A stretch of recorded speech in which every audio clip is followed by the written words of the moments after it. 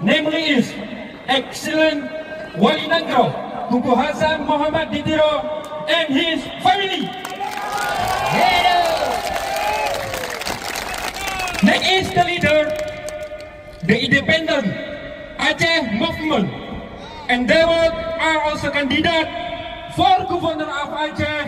Haji Muzakir Manaf, and candidate for Biren Region, Tunku Bate Prengko,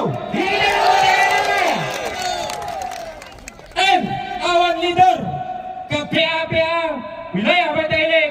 dan Ketua Mualimin se-Aceh, dan juga Komite Peralihan Aceh Wilayah Bate Ilik yang terhormat Tunku Darwis Jinip. Kata takzim kepada almarhum Wali Nanggro Tunku Syekh Hasan